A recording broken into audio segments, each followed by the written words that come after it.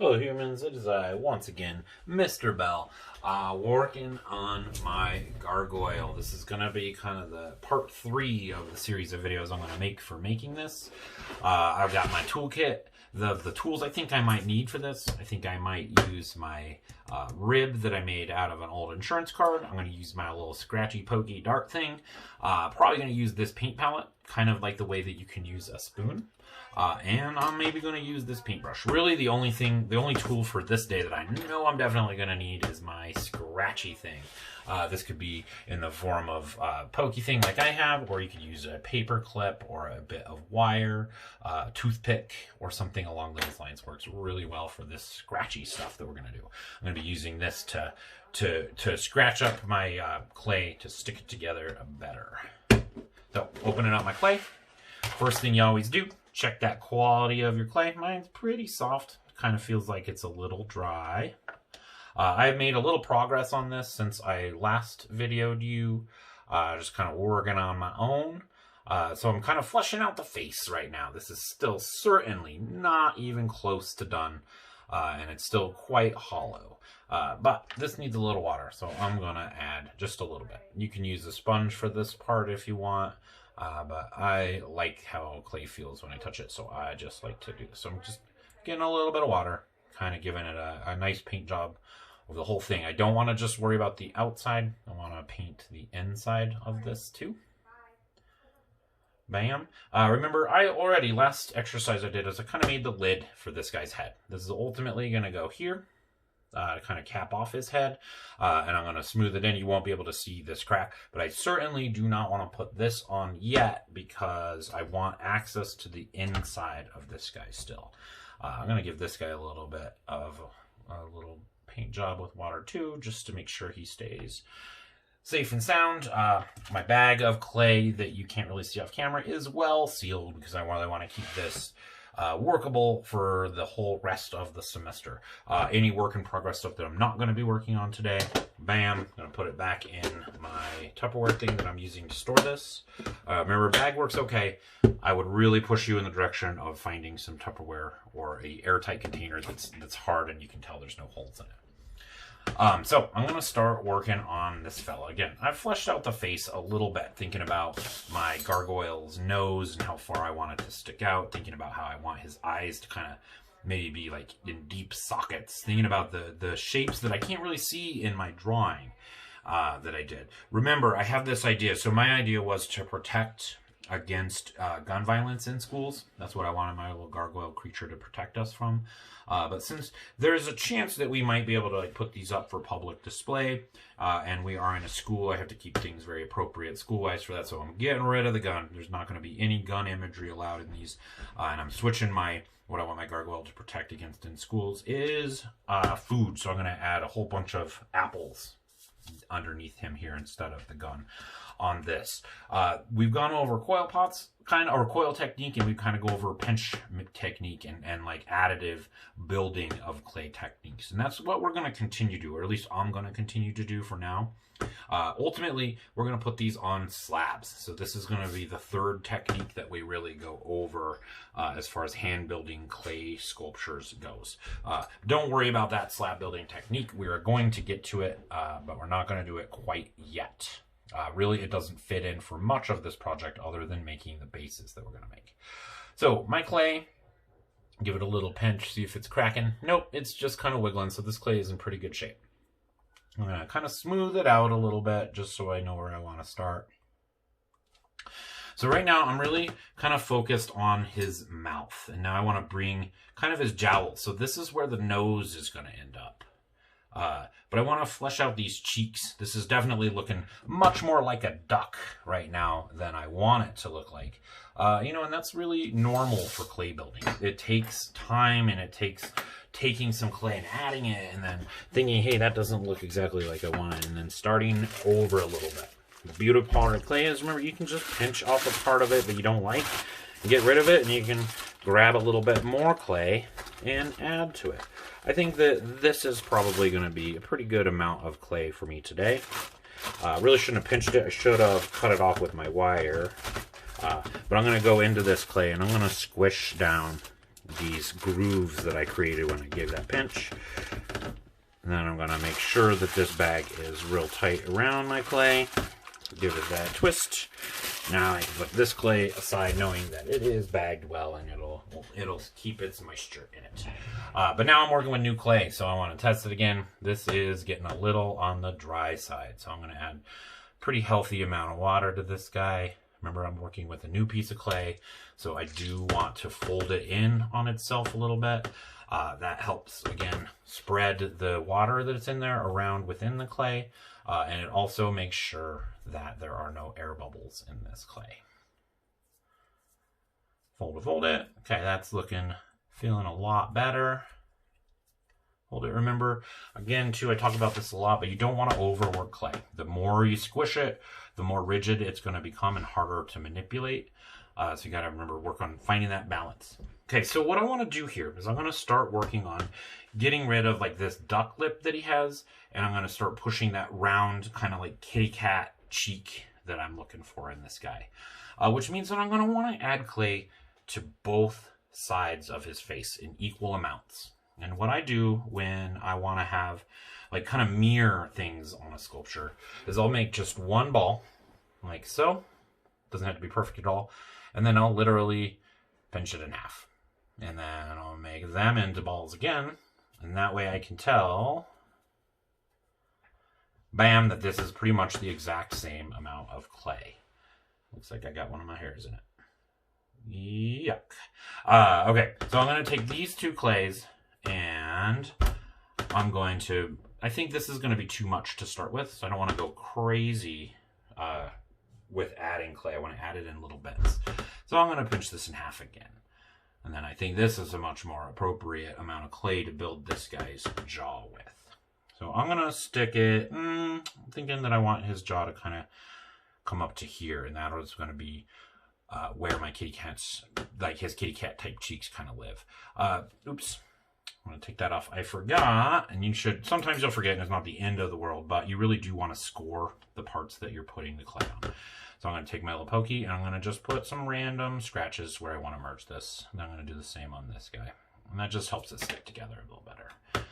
I'm going to stick it right there. And then I'm going to take my handy dandy fingers, my most valuable tool in clay working, and I'm going to smooth it out. Notice that when I'm pushing on this, I don't want to squish this shape. So I'm going to keep my thumb and I'm going to use it to support it from the inside as I bend this down. Putting it right there, merging this into there. Bam. And again, remember, we're still really trying to get that rough shape. Getting that rough shape is the most difficult part. And then when you go in and start adding those details, it gets a lot easier. I'm going to do the same thing on this side. About over here is where I was working. Give those little score marks. Remember, a toothpick or really anything that has a sharp tip will work for this. Sometimes I've used like wire brushes and Brillo pads for this too. Not Brillo pads because you don't want the metal in it, but like rough metal thingies. Merging that guy in. Looking at it, it's pretty far down. Getting that rough shape.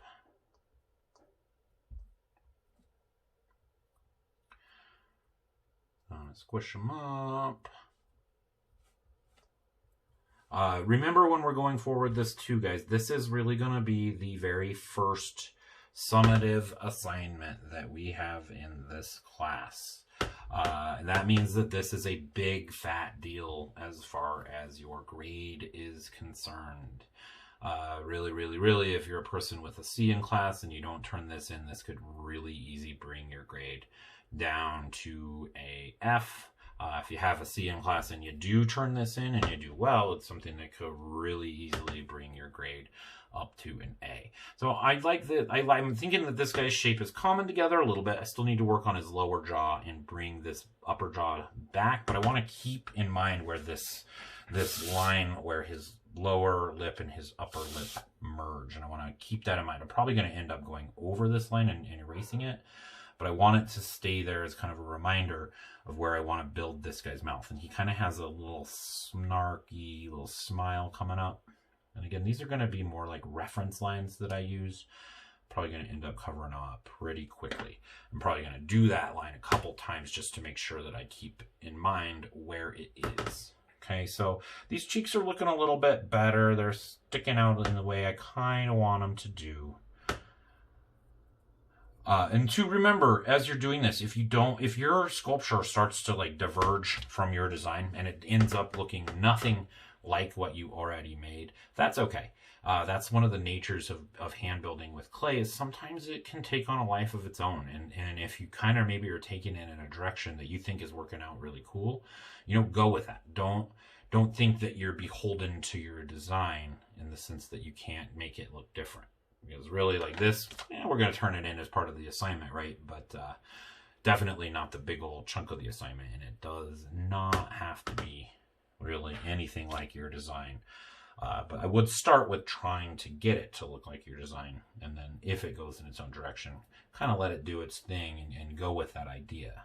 But do start with what you designed first. So it's coming together pretty good. Details like his teeth, I'm going to make these as individual shapes. So I'm not going to add those until probably near when I'm done with this guy. Looking at him, I think his chin's looking okay. I think his cheeks are looking a lot better. So I think now what I really need to do is I need to finish out his lower lip. And for that, I'm going to make another coil. And this is another way that you can get really even amounts of clay really easy. I'm going to make that coil, and then I'm literally going to rip it in half right there on that half mark. Make sure it's about the same amount of clay, and it is. And I'm going to add this to his bottom lip, kind of following that guideline that I made. And then, oops, give it a couple score marks.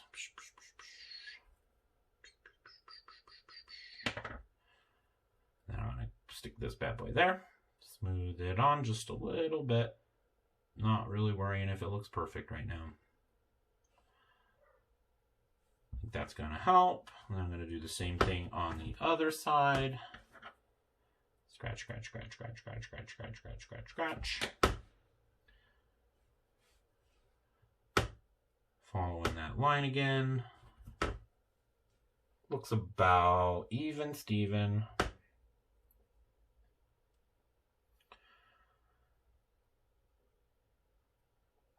Remember, with moisture content and clay, you got to find that, you got to find that balance. You got to find where it's wet enough to work with, but you don't want it to become sticky. You don't want it to become mud. Let's get that guy in. So now I have basically this form, but I have this, like if you look here, this crack along where his lip is, that's going to be a really big weak point for this because it's not stuck together very well. So now I'm going to take my rib tool that I made out of my cardboard, or my credit card thing here, and I'm going to smooth out this. Not really worrying so much about what it looks like, knowing that I can fix that as I go forward. But I really want this to stick together well. So I'm taking that in, getting that line back. Then I'm going to do the same thing over here. Bam. I'm going to take my palette knife. You can use a spoon for this part too. And I'm going to kind of steal this clay in here. Squish it up like that. Bam. Remember too, as you're doing this, you might want to use some moisturizer on your hand. Clay will dry your hands out like no other. Yeah, that lip's coming together pretty good. Again, this is not what I want my sculpture to end up looking like, but I am getting closer and closer to that basic form that I'm looking for. This is really all I'm going to do for this progress marker video. Okay, I'm really hoping that your clay sculptures are at least this far and you're really getting your basic form pretty much fleshed out entirely for one part of your sculpture going forward. And remember too, if you are a little bit more experienced with this and you know exactly what you're doing, man, this does not have to be the way that you make yours. I've seen a couple of you turn in stuff that is really dissimilar to this, kind of using those same building techniques, but very different, and that's awesome, and I love it. Remember, I don't want you guys to just be copying what I'm doing. I want you to be making your own stuff. The last thing I am going to point out is on the inside here. This part where I'm adding all this clay, this is getting very thick. Too thick really for firing. I'm not going to do it now because I want it to be structurally strong as I'm working on it, but when I'm done with this, I am going to have to take a carving tool, maybe my palette knife, I don't know, and I'm going to end up digging out a a good amount of clay from the inside. We'll talk about how to do that though in probably our next video. But again, I want you to be about this far, getting that basic structure down, having the form of your head completed, and probably having a lid made for it, but definitely not having it attached so far. That's all I got. Bye.